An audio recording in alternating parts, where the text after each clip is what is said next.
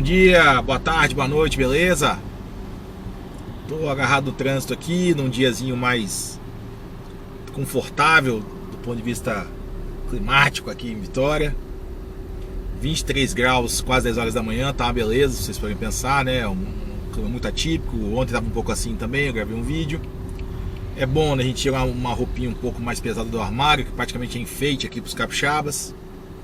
Vamos lá, hoje eu vou falar pra vocês sobre um tema muito caro pra mim, que tem a ver com a leitura e com as questões que dificultam a nossa vida como leitores hoje em dia. Tem a ver com um vídeo que apareceu no meu feed ontem e que eu vou comentar um pouquinho dele, depois eu emendo nessa questão. Chegou por aí agora, meu nome é Hugo Cristo, eu sou professor do curso de design da UFES, eu sou mestre, doutor em psicologia. Nesse canal aqui eu gravo vídeos de casa para o trabalho na universidade, esse trajetinho que eu faço tem 20 anos, falo basicamente sobre computação, psicologia e design, não edito, não faço pós-produção nem nada, boto a câmera aqui no carro, gravo e que sair, saiu. Estamos chegando aqui aos 30 vídeos no canal, uma beleza, né? Nem eu acredito que eu já fiz tanto vídeo assim. Tamo aí, esse é o trava-língua, que doido, hein? 30º vídeo. E eu vou pegar um assunto que é muito caro pra mim mesmo, assim, a coisa da leitura, né? Eu tava rolando o feed ontem no Instagram e apareceu a entrevista de um professor que chama Martin Cohen. Não sei exatamente qual é o contexto que ele tava falando isso, me parece uma feira de livros, e eu, por afinidade e por experiência própria, eu imaginei que fosse na feira do livro de Buenos Aires, está acontecendo na Argentina. A Argentina tem um mercado editorial monstro e a feira de livros de lá é incrível. Junta gente do mercado editorial, junta pequenas editoras, junta escritores, editores, designers, né, falando sobre o mercado. Pode ser que tenha sido lá, mas posso estar equivocado também. Inclusive vou ter um pouco de dificuldade de localizar o vídeo, vou tentar colocar ele aqui, porque é um vídeo que aparece no Instagram, né, aí some, mas eu salvei ele, depois eu boto aqui nos comentários se for o caso. Mas assim, o que interessa é o que ele falou, né? O que ele estava dizendo, né? Uma coisa que a gente ouve muito em vários momentos, que a gente, os jovens, né, a geração mais nova, lê pouco, né, lê menos que as gerações anteriores, e ele diz que isso é uma mentira, eu concordo. Eu tenho uma impressão um pouco diferente de que os jovens leem outras coisas que não interessam tanto a aplicação prática imediata, ao mundo do trabalho, e é uma coisa que eu acho que inclusive tem que ser comemorada, né? Eles leem o que eles gostam, o cara pega lá a série inteira do Harry Potter pra lê Senhor dos Anéis, lê Jogos Vorazes, e que se dane o livro de física. Eu acho que é meio isso mesmo, assim, o cara tem que ter um gosto pela leitura, pelo gosto, e não pela aplicação. Se ele gostar de física, que ele leia física, não tem o menor problema. Mas o que acontece na fala dele é que ele diz que tem um fenômeno contemporâneo, e aí que eu acho que é o barato da história, dizendo que a gente tem cada vez menos tempos, no plural inclusive, né, lugares e oportunidade de você ter concentração para ler. E isso é uma coisa que eu acho que é a parte mais importante do que ele falou, que eu concordo muito, assim. A leitura, o hábito de leitura, e aí eu digo no meu caso que eu não sou um cara que tem um hábito de ler ficção, assim, não leio. Eu tenho muito mais interesse por biografias, para não ler texto aplicado direto. Gosto de ler biografias, gosto de ler textos técnicos o tempo inteiro, dessas minhas áreas, né, que eu gosto de. E eventualmente eu gosto de ler livros de história sobre coisas da área, mas não. Ou história geral, assim, eu curto um pouco isso. E qual que é o grande lance, assim? Além de toda essa discussão que a gente já tem da economia da atenção, de que a gente não tem, né, mais paz, porque fica o tempo inteiro sendo bombardeado com coisa nova e você nunca tem oportunidade de parar com calma para fazer nada, tá sempre em busca da próxima notificação, né, dos aplicativos e tal.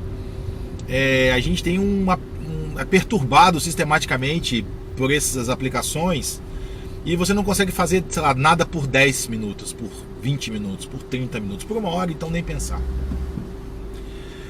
Ontem eu estava até reclamando que eu tive 5 reuniões num dia, que tem, sei lá, 8 horas de trabalho, né? É impraticável. Então você tem o extremo também, né? Você é obrigado a ficar confinado numa reunião que ninguém está lá 100%, todo mundo está fazendo uma coisa em paralelo, especialmente se ela for online, essa reunião. Então você tá, até nos momentos de concentração que você deveria estar de corpo presente ali, né, e falando sobre o que está em jogo, você tá perturbado e está sendo chamado, sua atenção sendo capturada por outras coisas. No caso da leitura, isso é muito mais grave, porque a leitura ela não é um processo que digo assim, minha analogia favorita que eu faço é quando você tem, sei lá, um descampado, né, um terreno aberto, você tem grama, sei lá, e aí você não quer passar pelo passeio de concreto, você vai lá e caminha pela grama e você marca ali, deixa sua pegada. A leitura de passagem única por um texto, ela é como esse negócio aí. Você chega onde você quer? Chega. Mas aquele caminho que você fez fica aberto para você ou identificado para você da próxima vez que você estiver ali? Ainda não. Essa passagem recorrente pelo mesmo caminho, ou seja, pela mesma obra, pelo mesmo pensamento, pelo mesmo autor, vai criando ali, né? Vai deixando um registro ali que vai abrindo um caminho que para você na próxima vez ele está mais identificado, ele está mais mapeado. É como se ele estivesse te convidando da próxima vez a você andar de maneira menos improvisada, menos aleatória, menos menos novo, né? Nunca você vai dominar o texto inteiro, mas você, cada vez que passa por ali, aquele texto vai se tornando mais familiar, até que chega um momento que você está tão acostumado a fazer aquele percurso que você começa a ter a reconhecer suas próprias pegadas. Parece meio filosófico, eu estou falando aqui, meio poético, mas não é por aí. Meu raciocínio é muito mais cognitivo mesmo, né? Você vai identificando coisas que eram novas para você e que elas começam a fazer parte da sua capacidade de olhar para o problema ali, para aquele tema. É como se você não só entrasse no vocabulário, mas nas estratégias discursivas do autor, nas questões principais daquele texto. Então você começa a reler as coisas, você reencontra os temas e é muito mais fácil você lidar com isso. Para você ter condições de fazer isso, né, você precisa de uma série de coisas que são importantes para a gente dar conta dessa leitura. Assim. A primeira, obviamente, é tempo. Uma das coisas que todo mundo tem dificuldade para estudar hoje, por exemplo, e eu sempre falo isso quando eu vou discutir questões sobre desenvolver habilidades de estudo, é que sem tempo a gente não faz nada. Então a pessoa que ela fica naquela história de que ela tem que estudar um monte de coisa e ela nunca arruma tempo, ela está só cavando ansiedade para ela. Ela precisa de ter tempo para poder, por exemplo, sei lá, organizar o que ela tem que ler. Antes de ler, você tem que separar o que você tem que ler. Dar uma folheada, né, gerar alguma expectativa do que você vai encontrar. De repente falou, caraca, isso aqui eu não posso sentar e ler isso em 20 minutos, eu preciso de 1 hora para ler. Dimensionar mesmo o seu próprio tempo quando você vai lidar com aquela tarefa ali. Então, quer dizer, você precisa de ter tempo para poder pensar se você tem tempo para ler. Não é redundante o que eu estou falando. Planejamento da leitura é um problema que requer tempo. Ok. Assumindo que você conseguiu fazer esse tratamento e tem tempo para ler, de fato. O trânsito está agarrado feio aqui, né? Enfim, você conseguiu, né? Você tem tempo. E aí você sabe, planejou a sua leitura, o que você vai ter que fazer. Um segundo problema, que ele não é menor que o primeiro, é você ter espaço para ler. Assim, uma das coisas que ficou mais evidente na pandemia é que muitos estudantes de famílias que são mais vulneráveis do ponto de vista econômico, social, é que muitas vezes as residências não tinham espaços adequados para o menino ficar lá em casa estudando, lendo, escrevendo, porque estudar requer um ambiente minimamente de silêncio, às vezes. De uma mesa na altura certa, uma cadeira confortável para você ficar lá 1 hora sentada lendo. Você não pode ficar na cadeira de qualquer jeito. Às vezes o livro é grande, você precisa abrir em cima de uma mesa. Isso eu estou assumindo que a pessoa deve acesso a um livro, né?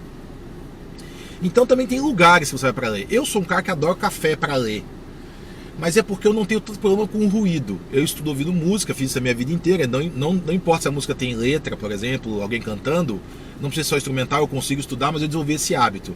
Tem gente que precisa de silêncio para ler, então eu vou para um café, eu consigo ler. Mas esses dias, por exemplo, eu fui na biblioteca da UF, estava tendo um evento ali, as pessoas rindo alto, fazendo barulho e perturbando os alunos que estavam tentando estudar e ler ali. Então, assim, os lugares para leitura têm ficado também cada vez mais raros, porque as pessoas vão pro café hoje em dia, nessa onda de ser nômade digital, né? E o cara vai pro café fazer reunião, cara. E às vezes você tá querendo ficar lendo ali, não tem como. Então, não é só a questão de você ter tempo para ler. Você tem que ir para um lugar que você possa desfrutar desse tempo lendo. Que ele seja silencioso, ou que ele tenha pelo menos uma música de fundo que não atrapalhe tanto se você tem esse problema, e que ele permita que você fique de boas ali sem ninguém te interromper, né? Então assim, tem muita biblioteca que tem cabine de leitura, né, que ajuda bastante. Mas tem umas áreas amplas, com umas mesas que tem umas divisórias assim, que você pode levantar e abaixar, que são suficientes também. E aí você precisa de ter então lugares, né? O Martin Cohen fala disso. Você precisa de tempos e, em segundo lugar, de lugares. Você tem cada vez menos acesso a lugares que você possa parar para ler. Então assim, tem gente que gosta de ler na praia, tem gente que gosta de ler sentado em algum lugar, assim, num café, como eu estava comentando. Tem gente que gosta de ler sentado debaixo de uma árvore, sei lá, num parque e tal. E no Brasil a gente tem um fenômeno que não é pouca coisa, que muitas cidades não têm espaços públicos que você possa ficar lá lendo de bobeira, se sentindo seguro, por exemplo, né? E tem outros países da América Latina que tem essa cultura do espaço público ocupado, de ter um monte de parque, de praça, que as pessoas ficam lá deitadas na grama na hora do seu almoço lendo alguma coisa, por exemplo. Então os lugares também importam, né? Não é só ter o tempo. E por último, e não menos importante, para mim essa é a coisa que é a mais difícil na nossa época agora, é concentração. Essa ideia da concentração tem a ver justamente com o que eu falei da economia da atenção, né? Que a gente é muito perturbado por notificações o tempo inteiro. E uma terceira coisa que você pode falar, então, em relação a desenvolver bons hábitos de estudo, tem a ver com isso. De você, por exemplo, tirar o celular da sua vista quando você vai estudar. Desligar ele ou botar no silencioso, colocar ele longe de você, para você não ter a tentação de checar alguma coisa. Você pode até checar entre as conclusões que você faz de cada pedaço do livro, da leitura, por exemplo. Sei lá, eu vou terminar um capítulo, eu paro, dou uma olhada no celular, até porque o mundo pode ter acabado, né? Tem gente que fica apavorado, tem a coisa do FOMO, né, que a gente fala, que é Fear of Missing Out, que é você perder uma notificação importante. Então os jovens, principalmente, têm uma ansiedade danada de ficar sem saber que aconteceu a coisa aí na sua rede de amigos e precisam ficar ligados, mas aí você pode fazer isso em blocos, né? Você recompensa a cada conquista que você faz quando você termina de ler uma parcela de texto, isso ajuda muito. E a concentração, ela tem a ver com a coisa que eu falei do caminho que você vai abrindo na grama, assim. Porque se você lê com muita interrupção, num espaço não adequado, tem muito ruído que atrapalha você também, a concentração, que é essa coisa de você poder entrar no texto, ela está diretamente relacionada à capacidade de você ter um tempo em paz, de maneira confortável, sentado, com a iluminação correta, na posição ok, para o tamanho do livro, para a densidade do texto, você poder tomar notas se for o caso, você precisa de um espaço adequado para isso. Senão você vai estar o tempo inteiro se lembrando que sua cadeira está desconfortável, de que a luz não está boa, está te dando dor de cabeça, e que a mesa não está na altura adequada, doendo o ombro, para você anotar coisas, por exemplo. Então tem uma série de coisas que a gente vai vendo que afetam lá na frente a concentração. E a concentração é uma coisa fundamental, e ela é inimiga que a gente tem hoje das redes. A única coisa que as redes gostam que a gente fique concentrado é nos feeds, né? Nas linhas do tempo ali, dos aplicativos. Ali você fica completamente perdido. E é uma concentração que, na verdade, ela é do entretenimento, né? Ela não é a concentração da leitura. A ideia é de entreter, né? De entre você entre uma coisa e outra, você tá ali. Então, o entreter, ele não tem esse mesmo efeito positivo que a concentração da leitura. Então a gente tem essas dificuldades também. Eu concordo muito com essa história do Martin Cohen, e ela tem uma consequência ainda mais curiosa para mim, lembrando lá da psicologia, né? E quando a gente vai para ergonomia no design, por exemplo, se fala muito isso. Existe uma cultura de, quando se fala de ergonomia cognitiva e dos problemas cognitivos dos seres humanos, de mencionar muitas vezes a memória e a percepção como as grandes funções que a gente teria ali, né? De você poder perceber as coisas, a parte sensorial, perceptiva, e essa dimensão de memorização, assim, da sobrecarga cognitiva. Você fala muito disso, né? De você, a capacidade da memória, os tipos de memória que você tem, né? E tal, seria declarativa, procedural e tal. E aí você se fala muito pouco da atenção. E a atenção, quando ela aparece, muitas vezes ela aparece só como essa coisa de que ela é um mecanismo para você manter a percepção e a memória funcionando direito, né? Para você lembrar das coisas, perceber, reconhecer e tal. Mas vocês devem ter ouvido falar também, e não é pouca coisa isso, que nós vivemos numa era de interesse crescente pelas questões relacionadas à atenção plena, ou mindfulness que a gente fala, né? A atenção plena, que é essa ideia de você experimentar o presente, né? Estar de corpo presente nas coisas da sua vida, isso também tem uma aplicação danada ao que a gente está discutindo aqui agora para a leitura, porque não adianta você ler um livro, ou ler um artigo, ou um texto, como quem está assistindo televisão. Não é a mesma coisa. Você tem uma passividade em assistir televisão ou rolar uma timeline que não é a mesma que o livro demanda para ser compreendido. Você precisa estar presente ali. Inclusive tem recomendações de que a leitura deveria ser um processo ativo, você tomar nota, marcar, né, e depois você voltar nas suas notas. Então tem uma coisa de você estar presente à leitura, e aí volta a ideia da concentração, né, que ela é muito importante e ela é subvalorizada, e o mundo que a gente vive realmente ataca isso, dificulta muito que nós tenhamos oportunidades de nos concentrarmos nos textos, né, de nos concentrarmos no tempo de leitura, nas possibilidades que nós temos de parar com calma e ler 20, 30 páginas de um texto. Não é brincadeira isso, vocês pensarem que a gente não consegue sentar para ler, às vezes, 30 páginas sem ser interrompido. Eu tinha um hábito que eu gostava muito de fazer, que era de fato me esconder, às vezes, para poder ler. Eu ia para a cafeteria nos lugares perto da universidade ali, em momentos de baixa. Como assim? No horário de aula, porque se está todo mundo dando aula, menos eu, por exemplo, então num dia que eu não estou dando aula. E aí o que eu fazia? Eu ia para a cafeteria, sei lá, 3 horas da tarde, que eu sei que o pessoal do almoço já passou. As aulas na UF são normalmente de 1 às 5 ou de 2 às 18, né? De 14 às 18 ou de 13 às 17. E aí, nesse caso, eu ia para esse momento de vazio assim, da cafeteria. Ou ia para uma cafeteria mais longe da UFS, por exemplo. Porque se eu ficar na minha sala, ninguém... É uma coisa muito doida. Se eu vejo uma pessoa com o livro aberto, eu não converso com ela. Mas na universidade, essas gerações mais novas, e mesmo o corpo técnico, você tá com o livro aberto, olhando para baixo, lendo, parece que é um convite a você ser interrompido. O que é uma loucura, porque você tá ali concentrado, tentando se concentrar, né? Então, nesse aspecto, assim, eu acho muito curiosa a avaliação desse professor, né? Que é muito isso. Se a gente não tem uma cultura de leitores, a gente não tem uma cultura de espaços de leitura, a gente não tem uma cultura de estrutura adequada de leitura, a gente não tem uma cultura de não interrupção dos leitores, né? São muitas coisas ao mesmo tempo que constituem uma situação de leitura adequada, e a gente não tem isso, né? Enfim, eu acho que é uma baita de uma dificuldade, mas para vocês dar coisas novas que eu tenho feito nos últimos tempos, dando áreas completamente novas para mim, que requerem às vezes que eu fique numa página dias, inclusive quando envolve alguma dimensão matemática ou algébrica do que eu estou fazendo, né? Estudando essas teorias da medida que eu tenho comentado eventualmente no canal aqui. Você precisa às vezes ler uma coisa 10 vezes e nas primeiras 3, 4 vezes você só lê. Daí da quinta em diante você tenta pegar um papel para você poder tentar seguir, né, a prova que está aparecendo ali. Isso é uma coisa que requer uma atenção sua, e muitas vezes eu preciso parar o que eu estou lendo, ir numa outra fonte e ler aquilo de uma outra maneira, para poder retornar no texto original e continuar meu raciocínio. Então tem uma questão também de você conseguir ter tempo de conectar os pontos entre diferentes autores para poder ter uma leitura um pouco mais abrangente daquele tema. Isso é quase impossível de você fazer isso hoje num lugar público, ou, sei lá, num espaço da biblioteca, como eu estava comentando, gente rindo alto, falando alto no meio de um espaço de leitura. Não dá. Enfim, fica aí, eu vou tentar colocar o texto do Martin Cohen, o vídeo, né, a entrevista dele aqui embaixo. Acho que a gente tem que defender os jovens leitores, dizendo que ninguém lê nada, isso é conversa.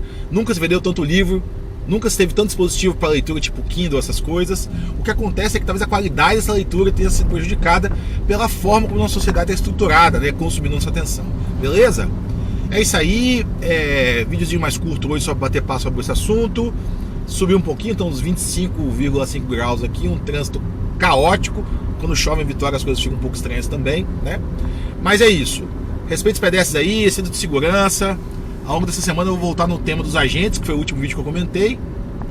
E chegamos, enfim, a 30 vídeos no canal. Nunca imaginei que eu ia ter paciência de fazer isso, mas ainda estamos aqui. Vamos ver até quando. Valeu!